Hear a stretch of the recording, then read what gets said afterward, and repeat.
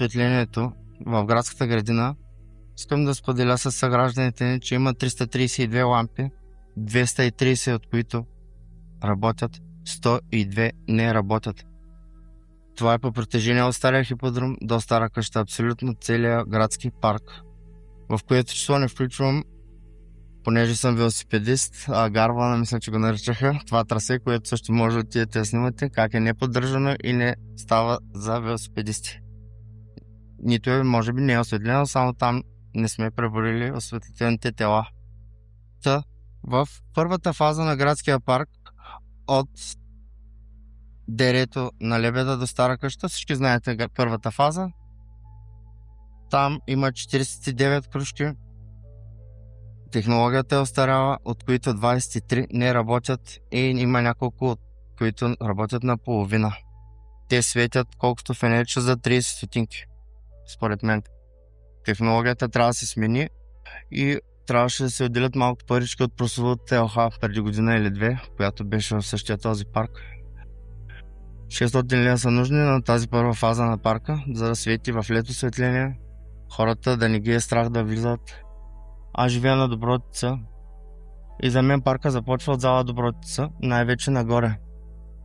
Проекта с игрищата, които са нефункционални, знаете, игрище за тенис и за футбол на асфалт никой не практикува, плажен волейбол никой не съм видял да практикува, наскоро смениха пясъка и вечер аз се притеснявам да ходя там, понеже е тъмно, има маси за тенисна маса, които не са осветени.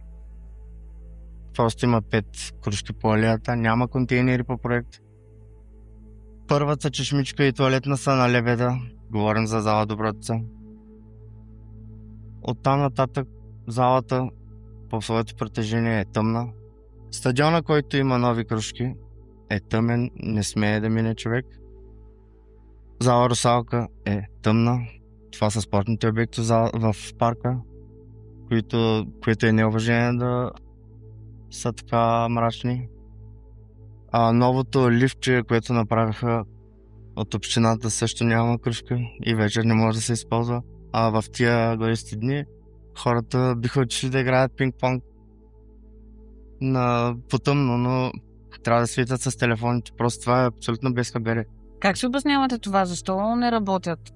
Защото в общината, служителите на общината, включително кмета Йордан Йорданов, не са хора. Те не си вършат работата и бих искал чрез вашата трибуна да ги помоля да имат малко достоинство и да се оттеглят, защото не си вършат работата. Не знам каква е причината. Мога да кажа от своя гледна точка, първите избори, които спечели Йордан Йорданов, прословите избори, които искахме да махнем другото зло, кметицата на ГЕРБ, аз случайно се озовах като застъпник, не застъпник, но част от комисията в СОУ Любен Каравелов. По обяд в изборния ден със съдействието на полицията и Радио Добруджа прекратихме извозване на хора, очевидно платени да гласуват. То беше натрапчиво. Съдействах за това, което правеше господин кмета. От какъв етнос бяха? От ромски етнос имаше хора на 80 години, които влизайки в стаята не знаеха какво се прави. И с чертички, както съм водил лампите, с чертички, в началото ми направи впечатление, не съм расист, но си водих чертички, имаше 11 часа преди обяд, 15 срещу 60. Българи срещу най-голямото ни малцинство. И това ме потикна да се обаря на един познат полицай разследващ, който дойде. И така съдействах. Вълната на младите беше голяма. Всички очакваха доста от господин граждан на Калифорния. Всички искаха млад човек. Всички бяха превъзбудени от това. Той е от моето училище, от моя квартал. Познаваме го. Той се върна от щатите с страхотен Мерцедес с калифорнийски номера. Просто вдъхнови доста хора и доста хора бяха излъгани. Изборите, знаете колко драматичен беше резултата. Мога да ви призная, че в изборния ден аз мисля, че тези хора са са доведени там, за да помогнат на другия кандидат. Впоследствие разбрах, че те са помагали на Йордан Йорданов. Ако трябва да дадете една оценка за управлението на кмета, какво бихте казала? Управлението на кмета е под всякаква критика. Просто съм потресен от господин кмета. Ако зависи от мен, утре сутрин бих го освободил. Всички общински предприятия са директно подчинени на него. Устойчиви дейности и проекти с 140 служители. Представете си колко пари отиват. Това общинско предприятие има отговорник от прини услуги, отговорник телефонни централи и 10 охранители. Като пример ще ви дам.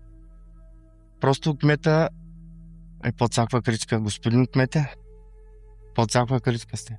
Аз съм велосипедист. Ежедневно яздя своето колело и мога да ви поговоря, да питам кмета да поговорим, ако бяхме на 4 очи, за велолеите в града. Аз съм карал ролери в Дюселдорф, между другото. В Дюселдорф 18 км ролери, без никъде да спра. Камион спира и ме чака на местата, с които се засичаше алеята с пътища. Така размишлявам аз. Велоалеята и нейната цел би била да пресича краищата на града, за да мога аз с колелото максимално бързо и не без отражение на трафика да ходя от точка А до точка Б.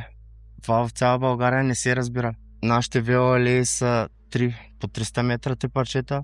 На спорт палас спираш на велоалеята, като тръгнеш от Доброца надолу, спираш да минат колите, на Лебеда спираш да минат колите.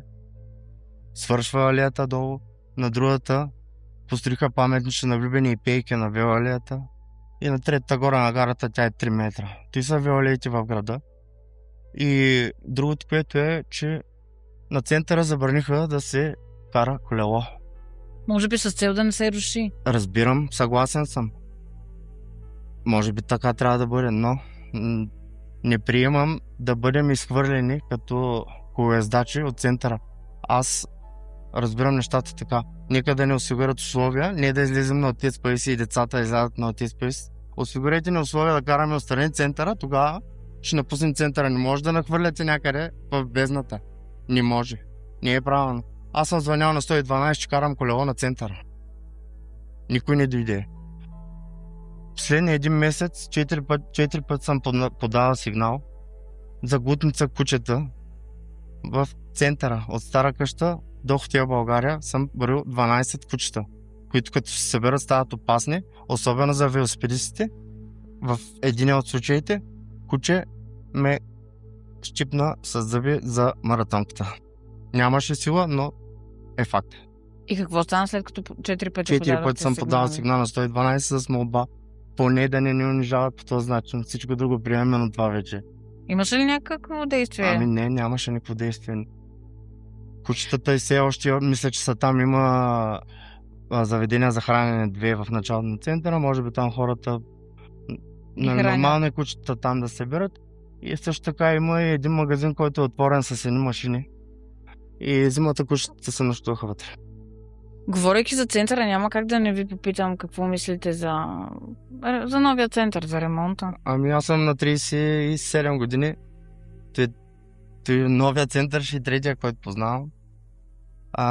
Мисля, че няма да се случи скоро. Не знам колко са фазите, 3 или 4. Мога да ви разкажа и да покажа за първата фаза. Тя е некачествена. Имам видеа с телефона закачен за кормилото и вибрациите. Наскоро имаше някакъв фиктивен ремонт. Първо, че първата фаза е некачествена, втората фаза не се случва, трето кмета съвсем скоро няма да бъде кмет. Не може да не се продължава. Що не продължава? Втора фаза, що няма? Аз на втората фаза днеска ходих на центъра и видях, че са построили нещо пред хотела, там където ще се обновява цялото нещо. Но в момента ми излиза главата какво беше. Крафт биер.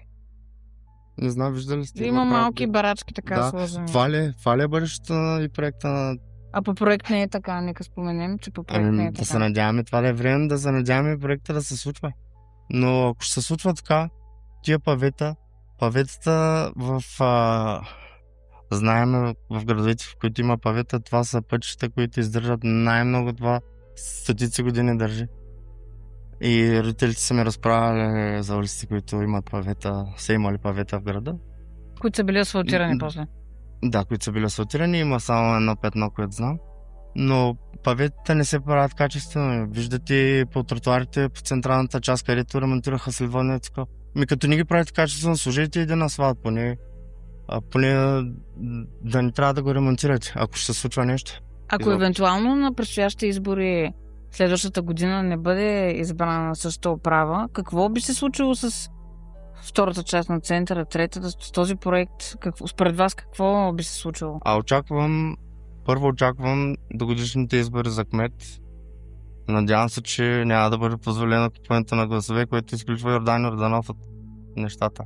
Надявам се той вече да се е засетил, знаеме за няколко...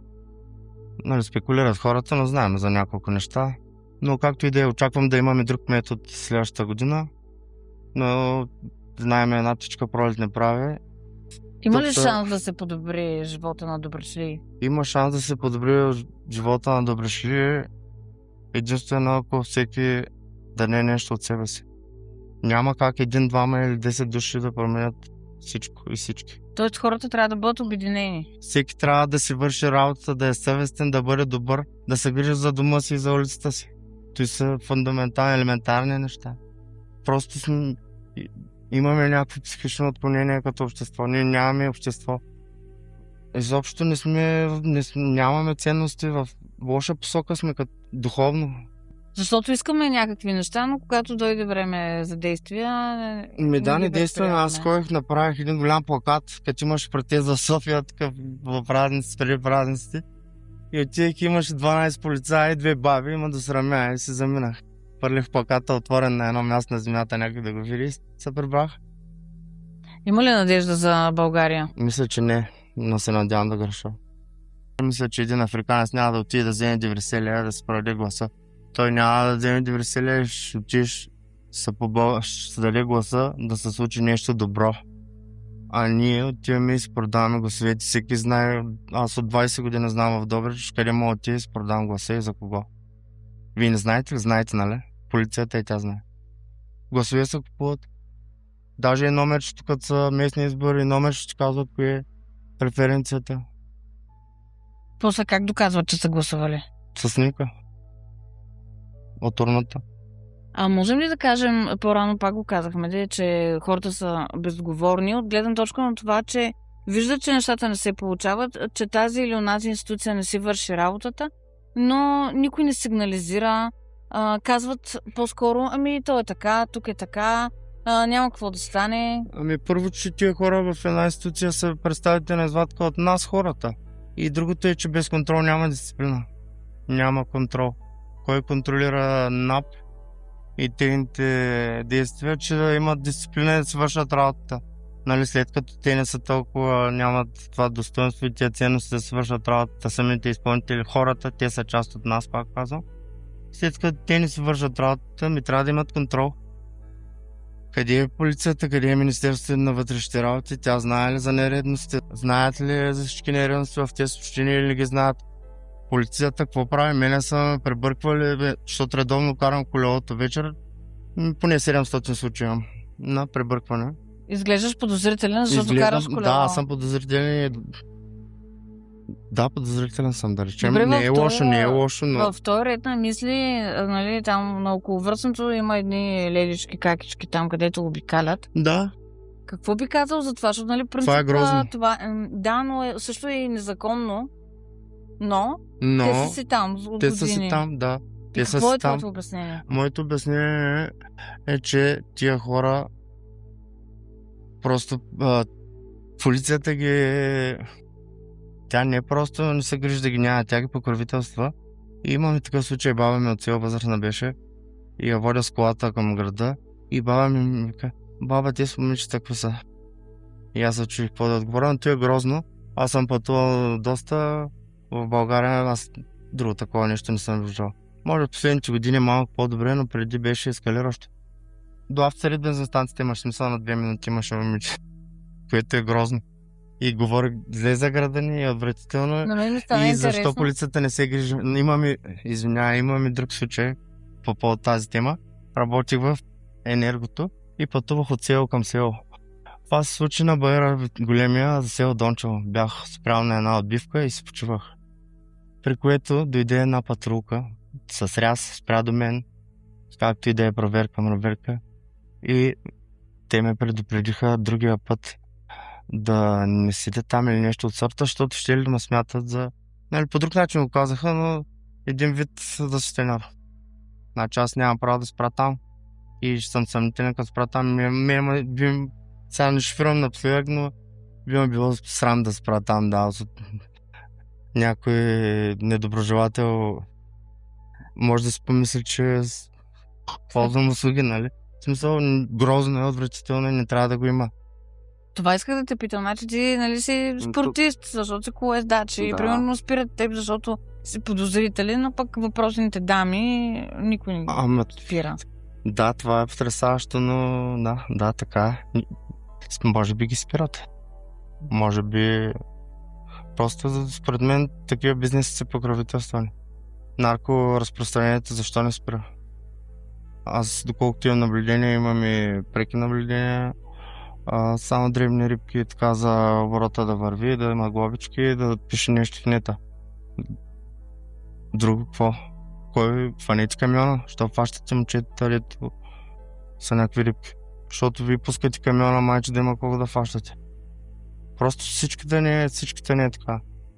Ще ни кажете ли Тотална малко разруха. повече за вашата работа към Енергопро? Ами, беше отдавна, преди 10 години. Бях отчетник на устройството. Спирах в едно село и обикалях всяка една къща. Като качество на работа? Като качество на работа. Работата ми харесваше, понеже аз съм обичан движението. Беше доста добре, от гледна точка на удоволствие, но разбира се, заплащането беше смеховито. А отношението към труда ми не Ви беше накара- добро, което, знаете, убива всякаква Мотивацията. мотивация.